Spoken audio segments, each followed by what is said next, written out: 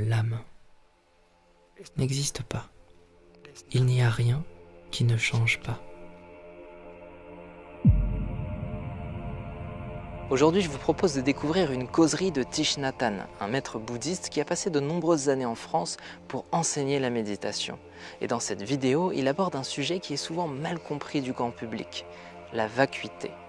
Alors pour faire simple, on pourrait dire que c'est le vide. Mais c'est pas tout à fait ça. Et nous, on se retrouve juste après pour une petite infusion de connaissances pratiques. À tout de suite.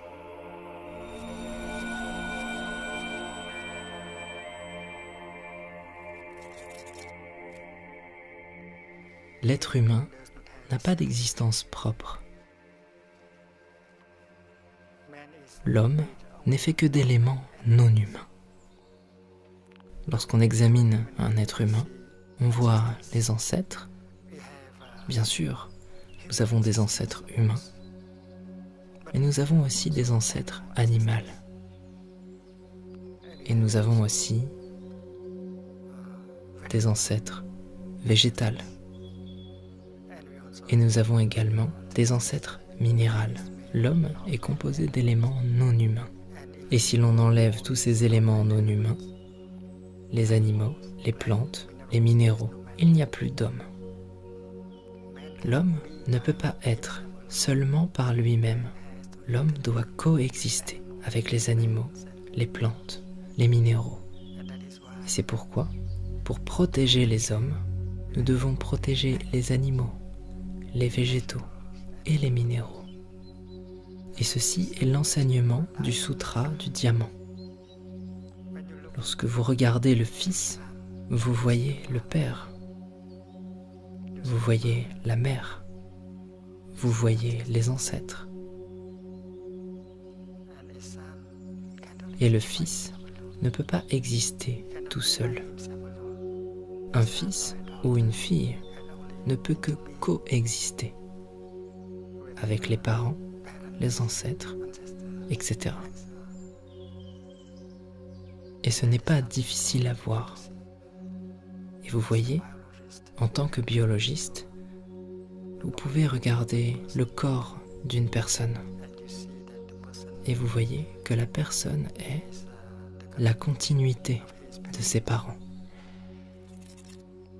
Toutes les cellules, tous les gènes ont été transmis par de nombreuses générations d'ancêtres. Et si le fils est fâché contre son père, il y a quelque chose qui ne va pas. Il y a des jeunes hommes qui sont furieux contre leur père, si énervés contre leur père, qu'ils osent déclarer comme ça, cette personne, je ne veux plus avoir quoi que ce soit à faire avec elle. C'est un non-sens. Parce que votre père est dans chaque cellule de votre corps et vous ne pouvez pas retirer votre père ou le mettre en dehors de vous. Le fait est que vous êtes la continuité de votre père et vous êtes votre père. Vous ne pouvez pas le chasser hors de vous. Vous n'avez pas d'existence privée, séparée. Le soi,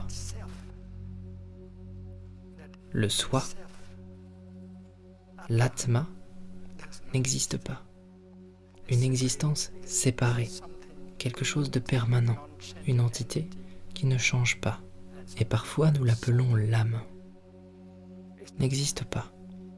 Il n'y a rien qui ne change pas. Lorsque vous observez profondément les 5 skandhas, les formes, les ressentis, les perceptions, les formations mentales, la conscience, vous observez que tout s'écoule, tout change.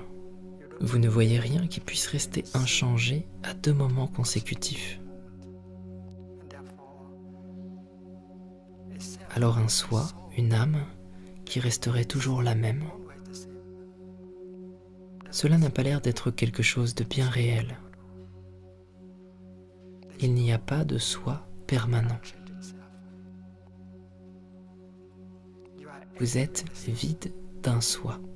Vous êtes vide d'une existence séparée.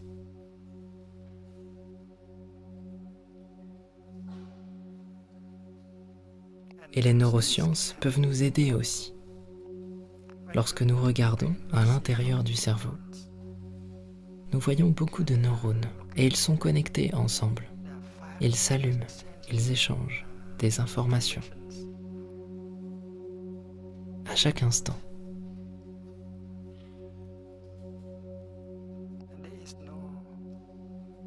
Et il n'y a aucun neurone qui joue le rôle de chef d'orchestre, le rôle du président, le rôle du commandant.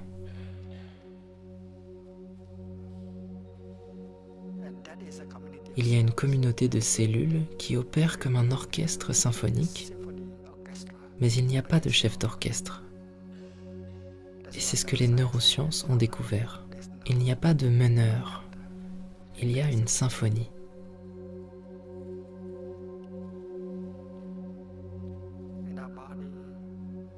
Dans notre corps, il y a des milliards de cellules qui travaillent ensemble et aucune ne joue le rôle de président, de patron, de celle qui donne les ordres.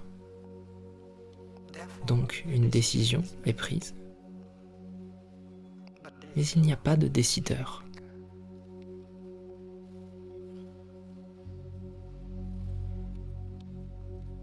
Une décision est prise, mais il n'y a pas de décideur en dehors de la décision. Il y a un ressenti qui prend place, mais il n'y a personne pour ressentir. Il y a une perception qui apparaît, mais il n'y a pas d'observateur existant. En dehors de la perception. C'est très intéressant. Je pense que les pratiquants de méditation et les scientifiques pourraient travailler ensemble et découvrir ensemble. Je pense que les sciences modernes, ont trouvé la vérité de l'absence de soi. Supposons que vous parliez du vent et que vous dites que le vent souffle. Cela donne l'impression qu'il y a le vent qui accomplit l'action de souffler. Mais c'est assez drôle de dire que le vent souffle, parce que si ça ne souffle pas, c'est qu'il n'y a pas de vent.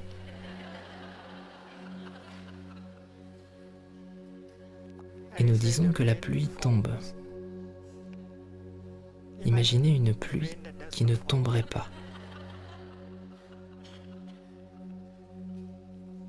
Si ça ne tombe pas, c'est que ce n'est pas de la pluie.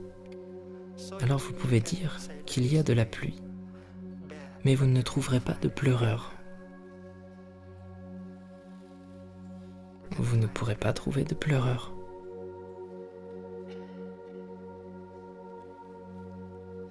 La même chose est vraie avec nos ressentis, nos perceptions, nos décisions. Une décision est prise, mais il n'y a pas de décideur qui puisse exister en dehors de la décision. Il y a un ressenti de tristesse et de joie, mais il n'y a personne pour ressentir en dehors, en arrière-plan. Parce qu'il n'y a pas de soi. Il n'y a pas de svabhava. Il n'y a pas de nature propre. Tout est une désignation conventionnelle. Tout dépend d'une autre chose pour s'exprimer. Et ceci est l'enseignement de l'interdépendance.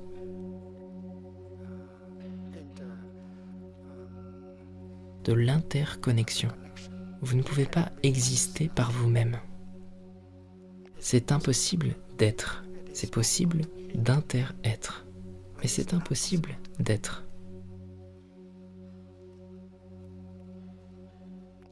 Et c'est pourquoi l'enseignement de la Genèse par le Bouddha, comment le monde est venu à exister, est vraiment très facile. C'est très simple. C'est parce que c'est.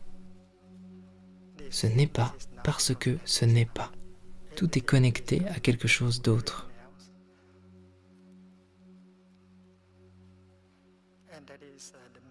Et c'est la signification de la vacuité. Tout est plein de quelque chose d'autre. Et rien n'a d'existence séparée. C'est la vacuité. Et la vacuité n'est pas quelque chose de négatif.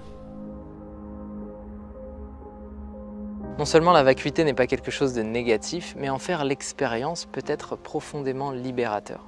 Alors si on voulait résumer ce qui a été dit dans cette vidéo de manière très simple, on pourrait dire que la vacuité est le fait par lequel aucune chose et aucun phénomène dans ce monde n'a d'existence propre. Ça veut dire que toute chose et tout phénomène est conditionné par l'émergence d'une cause. Rien n'existe séparé du reste, tout est interconnecté. Et à partir du moment où je comprends ça, eh bien, je peux comprendre que fondamentalement, je suis la continuité de mon environnement. Et ce n'est pas une aberration de le dire d'un point de vue biologique, parce qu'on voit que le corps est toujours en réponse adaptative à son environnement. Dans l'espace, par exemple, les astronautes sont dans l'obligation d'entraîner leur corps pour préserver leur masse musculaire, parce qu'il y a une réponse adaptative à un changement dans l'environnement. Et il y a une autre notion très importante qui s'entremêle avec la vacuité, c'est la notion d'impermanence. Parce que tout dans l'univers et tout dans l'existence, par nature, est impermanent. Tout est en permanence en train de changer. Les saisons, le corps, la nature, tout change, tout bouge. Même l'expérience que je fais instant après instant dans mon esprit est en train de changer. Et je pense que c'est vraiment hyper important de le saisir parce que très naturellement, on a tendance à s'attacher à des choses qui sont non seulement vides d'existence propre, mais qui en plus sont impermanentes. Par exemple, je peux m'attacher au fait de rester jeune. Je peux m'attacher au fait d'être toujours dans un environnement social satisfaisant. Je peux m'attacher au succès. Je peux m'attacher au bonheur. Je peux m'attacher à un environnement qui soit pleinement confortable. Alors qu'en fait, la nature fondamentale de toute chose, de tout phénomène, c'est de changer. La seule chose qui est permanente, c'est le fait que rien ne soit permanent. Et à partir de là, faire l'expérience de l'impermanence et de la vacuité dans la pratique, c'est là que ça devient vraiment intéressant puisque ça nous permet de nous défaire de toutes les choses qui conditionnent notre esprit à créer notre propre souffrance. Et c'est encore plus intéressant quand on observe la vacuité de l'ego, c'est-à-dire l'absence d'existence de l'ego. Ça veut dire que cette identité, cette convention linguistique qui désigne ce que je crois être, n'est pas ce que je crois être, puisque c'est une expérience continuellement en changement. Donc si je me définis comme étant une personne jeune, eh bien je me rends bien compte qu'à un moment donné, je ne vais plus être jeune, je vais être peut-être un peu plus âgé, puis vieux. Si je me définis comme étant une personne plutôt mince, peut-être qu'à un moment donné, j'ai été plutôt gros, gras ou musclé, ou je vais être plutôt gros, gras ou musclé. Peu importe comment je peux me définir, je vais constater en permanence que c'est un changement. Et c'est la même chose si je ferme les yeux maintenant et que je fais l'expérience de ce que je vis présentement. Je vais observer des pensées, je vais observer des sensations, je vais observer des émotions et je vais constater instant après instant, que tout ça est en train de changer, que je ne suis rien de tout ça, que tout est un mouvement permanent. Et si je me concentre sur une pensée, je peux essayer de revenir à l'origine d'une pensée et de me demander qui pense. Et je vais observer par exemple si je pense j'ai chaud ou j'ai froid. Il n'y a personne dans mon esprit qui dit j'ai chaud ou j'ai froid. Il y a simplement l'expérience pure de la pensée j'ai chaud. J'ai chaud. Donc ça veut dire que le je n'existe pas. Il y a simplement le j'ai chaud. Il y a simplement l'expérience de cette pensée. Ensuite, si j'ai une émotion, par exemple, je me sens calme, je ressens de la joie, il n'y a personne qui ressent de la joie. Il y a simplement la conscience qui est joie. Il y a une expérience vécue, cette expérience c'est la joie. Si je ressens une sensation, je constate que la sensation est l'expérience. Et que instant après instant, la conscience est changeante. C'est-à-dire qu'elle fait l'expérience de différents états. À un moment donné, ça va être une pensée, à un moment donné, ça va être une impression, à un moment donné, ça va être une sensation, à un moment donné, ça va être un désir, une envie, et tout ça, ça change. Donc si je dis moi, qu'est-ce que moi? C'est la pensée, c'est la sensation, c'est quoi? La seule chose que je reconnais, c'est la continuité d'une expérience changeante. La continuité d'un flot de conscience qui fait une expérience différente instant après instant. Et à partir du moment où je me pose de manière contemplative dans l'espace autour de moi, dans la nature, tout ce qui devient l'objet de ma perception, de mon attention, peut devenir moi. Je peux faire l'expérience du contact avec tout ce qui est autour de moi, si bien qu'à un moment donné, je perds la notion de moi, parce que cette notion est une convention psychologique, linguistique, qui n'a aucun sens d'un point de vue purement expérientiel. Mais comme ce processus d'identification au monde est extrêmement rapide et qu'on est profondément conditionné pour se reconnaître en tant que personne, on finit par oublier que si on se pose de manière attentive et qu'on va vraiment honnêtement et objectivement dans cette investigation de recherche pour savoir ce que je suis, eh bien je vais constater qu'il n'y a pas de moi. Il n'y a qu'un flot continuel d'expérience. Un flot de conscience, en permanence en train de changer et vide d'existence propre. Parce qu'il est en interaction avec le reste du monde. Donc ça veut dire que de manière très pratique, dans le quotidien, je peux cesser de m'attacher à des choses qui sont fondamentalement vides de sens, qui sont vides d'existence propre et qui sont impermanentes. Parce qu'on peut dire que oui, c'est vide de sens que de s'attacher à quelque chose qui va changer et qui, fondamentalement, est vide d'existence propre. Et c'est beau en fait. Au final, c'est beau. Parce que je peux faire l'expérience en moi de quelque chose de serein et de calme. Avec la pratique, petit à petit, plus je vais entraîner mon esprit à revenir à l'origine de ce qui est vécu, plus je vais éprouver une sensation d'équanimité.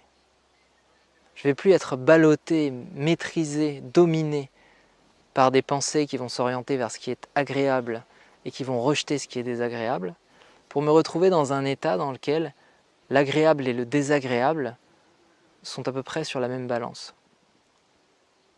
Et je me retrouve dans cet espace d'équanimité, de sérénité, dans lequel je n'ai plus d'aversion ni d'avidité, et je suis parfaitement stable, ancré dans le flot continuel de l'existence. Plutôt qu'être comme un chêne qui pourrait rompre parce qu'il ne veut pas s'adapter, je suis comme un roseau et je me courbe en suivant le flot du vent, le flot de l'eau, etc. C'est comme si on était dans un espace qui est un espace de mouvement et que nous sommes une réponse adaptative à cet environnement. Et nous sommes la continuité de cet environnement. Et en même temps, on peut étendre ça à l'écologie et à nos relations et à tout ce qu'on vit. On sait sur le plan des neurosciences que à partir du moment où je ressens une émotion, il faut que quelques instants, quelques secondes, quelques millièmes de secondes pour qu'une personne rentre en empathie avec cette émotion. Si je suis stressé, si je suis en colère, je me mets à table devant des gens qui sont joyeux, tout le monde va dire « il fait la gueule lui ». Ils vont se rendre compte immédiatement. Parce qu'on est la continuité de l'environnement, on est tous connectés ensemble. Des fois tu rentres dans un lieu, tu dis « ah, il y a une mauvaise énergie ici ». Mais il y a des personnes en fait qui sont dans des états émotionnels, qui véhiculent cette énergie et tu le ressens. Parce que tu n'es pas la limite du corps, tu es une continuité. Et je pense que ça c'est très intéressant à intégrer dans sa philosophie et surtout à intégrer dans sa pratique au quotidien. Merci d'avoir suivi cette vidéo en entier. Pour celles et ceux qui ont envie d'en apprendre davantage, qui ont envie de continuer à recevoir cet enseignement, à distiller peut-être cette pratique dans leur quotidien, je vous invite à vous abonner au mail. C'est le premier lien dans la description. Je vous envoie 1 à 3 mails par semaine dans lesquels je partage des exercices pratiques, des analyses approfondies et des choses qui sont en parfaite continuité avec les sujets abordés en vidéo sur YouTube. Je vous souhaite à tous une excellente journée et quand la vidéo est terminée, je disparais.